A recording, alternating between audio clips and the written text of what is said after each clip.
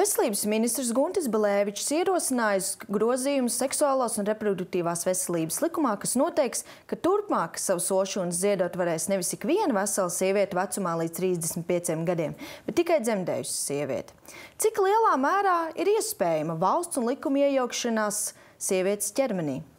Mūsu valstī vēlme iejaukties sievietes brīvībā un diktēt viņai, kā viņai būtu jārīkojas dažādos reproduktīvās veselības jautājumos, ir ārkārtīgi šobrīd izteikta. Un mums ir gan politiķi, gan politiskās partijas, kas iesniedz Saeimā priekšlikumus, un viens no šiem ir tieši konkrētais, ar vēlmi ierobežot sievietes un dažādā veidā radīt negatīvas sekas sievietēm. Tas man tā kā raisa bažas par to, vai politiskā joma par daudz nejaucas manā kā sievietes dzīvē, un tajā, vai es kā sieviete drīkstu, ko es drīkstu vai nedrīkstu darīt ar savu ķermeni. Šobrīd likums ir jau izskatīts otrā lasījumā Saeimā. Līdz ar to, protams, atsevišķām privātu personām ir ļoti ierobežotas iespējas ietekmēt Saeimas lēmumu. Mēs, protams, varam uzrunāt deputātus, bet arī es to esmu centusies darīt, un es zinu, cik ļoti neefektīvi tas ir. Ja mēs aplūkojam tos mērķus, kas ir publiski minēti, kāpēc šāds ierobežojums ir nepieciešams, lai pasargātu sievietes, kas ziedo olšunas, tad mums ir pieejami daudzi un citi līdzekļi, kas to darītu efektīvāk. Tas, ka mēs piesaistām arī šai diskusijā psihoterapeitus, kas apšauba sievietes lemt spēju par savām izvēlēm, par savu dzīvi pašas, varbūt, ka sievietes, kas nevēlās vispār dzemdēt pašas, bet labprāt ziedot, šo iespēju mēs liedzam. Donors es izvēlos no tām sievietēm, kuras ir dzemdējušas. Jo te ir tas uzstādījums, ko prasa kādreiz tās sievietes, kam ir nepieciešams šīs šūnas, kas ir kā recipienti.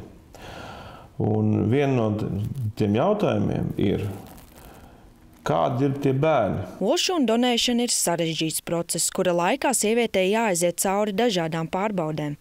Tikai gadījumā, ja donori atzīti par atbilstošu kandidāti, tiek uzsākta olšūnu iegūšana. Olšūnu iegūšana viennozīmīgi ir ķirurģiska manipulācija. Tātad, bet šī manipulācija tiek veikta ar atsāpināšanu.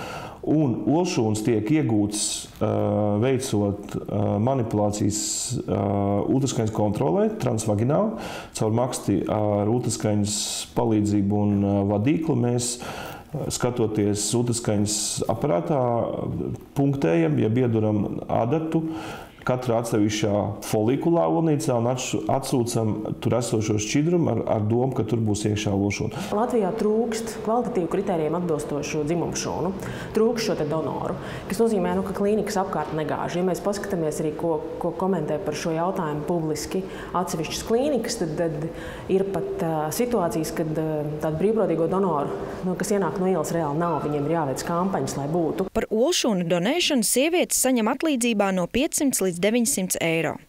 Plaši izplatīts ir viedoklis, ka visbiežāk sievietes ziedo olšūnas tieši naudas dēļ. Kāpēc mēs runājam tikai par sievietēm, kuras to dara naudas dēļ? Kā dara vīrieši? Vai mēs zinām, vai viņi to dara altruistisku apsvērumu dēļ vai naudas dēļ? Ja mēs runātu par tām meitenēm, kuras nav dzemdējušas, viņas grib.